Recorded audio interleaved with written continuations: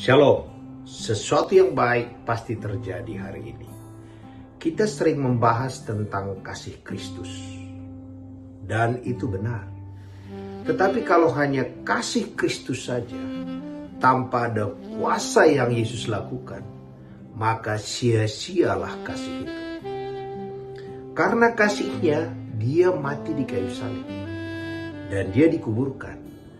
Tapi kalau tidak ada kuasa dalam diri Yesus untuk bangkit dari kematian, maka sia-sialah kasih itu. Jadi kasih dan kuasa itu harus sama. Masalah kita hari ini adalah kita tidak akan pernah bicara kuasa Kristus kecuali kita yakin kita dikasihi. Sementara sebenarnya Yesus sudah membuktikan bahwa dia mengasihi kita. Ada satu pernyataan Yesus, "Aku akan menyertai engkau senantiasa." Itu bicara kasih. Aku takkan meninggalkan engkau. Tetapi di sini kita dilemanya. Kita masih selalu berpikir, Tuhan pergi enggak? Tuhan marah enggak?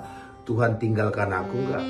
Pada saat kita berpikir berputar-putar di situ, maka kita tidak pernah berani menyatakan kuasanya. Kita perhatikan Yesus. Dia itu berbelas kasihan kepada Lazarus. Dia sampai nangis. Bayangkan kalau dia tidak punya kuasa membangkitkan Lazarus. Dia hanya nangis saja. Tidak terjadi apa-apa. Juga waktu perjamuan Kana, mereka kekurangan anggur. Bayangkan kalau Yesus hanya punya kasih sayang saja, ia hanya nangis bersama. Yang mau saya sampaikan hari ini, waktu Tuhan katakan kepada kita semua, ini pernyataan dia, segala kuasa baik di sorga, baik di bumi telah diberikan kepadaku, segala kuasa. Dan dikatakan, pergilah dengan kuasa itu. Dan mengenai kasihku, enggak usah lagi kau pertanyakan. Karena aku akan menyertai engkau senantiasa. Tidak ada syarat. Waktu engkau berdosa, aku mengampuni engkau. Waktu engkau melanggar, aku akan arahkan engkau. Intinya, aku takkan pernah meninggalkan engkau. Tapi pergilah, salurkan kuasa ini. Tapi kita masih berkutat. Bagaimana supaya aku dikasihi Tuhan? Bagaimana supaya aku benar di hadapan Allah? Itu penting, tapi itu sudah selesai. Saatnya hari ini kita untuk menceritakan kuasa Tuhan. Maka dikatakannya apa? Kalau mau ketemu sama orang sakit, doakan orang sakit itu sembuh. Kalau ketemu sama kerasukan setan, usir setan itu. Tapi hari ini karena kita selalu dicekokin, Tuhan kurang sayang kepada kita, 5 langkah supaya disayangin Tuhan. Kita hanya sebatas disayangin saja, tapi tanpa pernah bermanifestasi dengan kuasa Allah.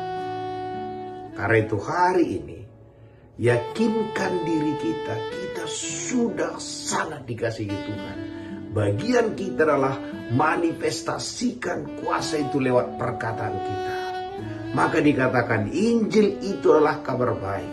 Waktu Yesus diurapi dikatakan, Roh Tuhan ada padaku untuk memberitakan kabar baik kepada orang miskin. Untuk membebaskan orang yang terikat. Jadi hari ini tidak hanya kasih yang ada kuasa dalam diri kita. Maka Tuhan katakan apa yang kau ikat di bumi terikat di sorga. Mari pergunakan kuasa itu. Mulai perkatakan keluargaku menjadi baik karena Yesus Kristus. Saya itulah kuasa itu tersalurkan. Jadi kerjaan kita bukan hanya mengalami kasih sayang Tuhan, bukan hanya menceritakan kasih sayang Tuhan, juga menceritakan kuasanya. Maka Paulus katakan apa? Yang ku kehendaki adalah mengenal dia dan kuasanya.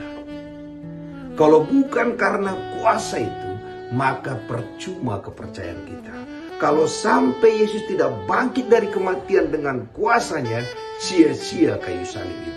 Supaya tidak sia-sia kasih sayang Kristus, salurkanlah kuasa itu melalui perkataan kita di dalam nama Tuhan Yesus.